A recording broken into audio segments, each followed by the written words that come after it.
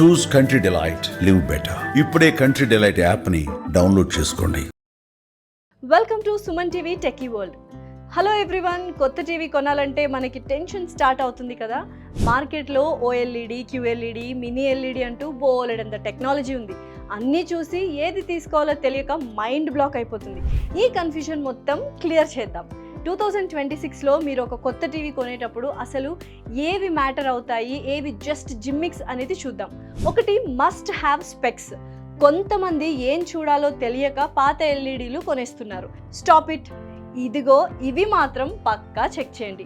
OLED లేదా mini LED ఉన్న QLED మాత్రమే తీసుకోండి. పాత ఎల్ఈడీస్ టోటల్లీ అవుట్డేటెడ్. 60 హెడ్స్ని పూర్తిగా మర్చిపోండి. 120 హెడ్స్ ఉంటేనే మీ గేమింగ్కి అండ్ ఫాస్ట్ యాక్షన్ సీన్స్కి స్మూత్గా ఉంటుంది. నార్మల్ HDR10కి టైం అయిపోయింది. ఖచ్చితంగా డాల్బీ విజన్ ఉండేలా చూసుకోండి. మీ దగ్గర PS5 లేదా Xbox లాంటి కన్సోల్స్ ఉంటే HDMI 2.1 పోర్ట్ మస్ట్, లేదంటే 4K గేమింగ్ ఎక్స్పీరియన్స్ రాదు. మరి దేన్ని ఇగ్నోర్ చేయాలి? మీరు డబ్బులు వేస్ట్ చేయకూడదంటే ఈ విషయాలను ఇగ్నోర్ చేయకండి. Sound quality. టీవీ స్పీకర్లు ఎంత పవర్ఫుల్ అని మార్కెటింగ్ జార్గన్ చెప్పినా అవి ఎప్పటికీ వీకే.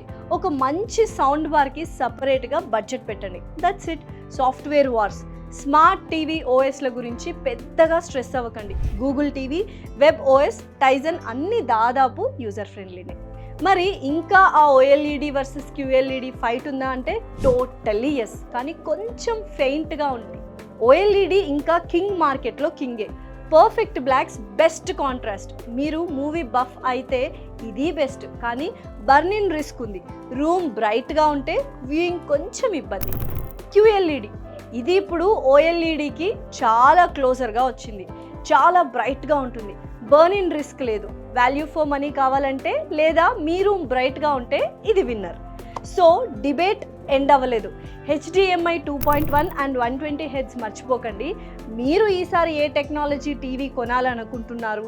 మీ థాట్స్ ఏంటో కామెంట్స్లో చెప్పండి. See you in next tech video.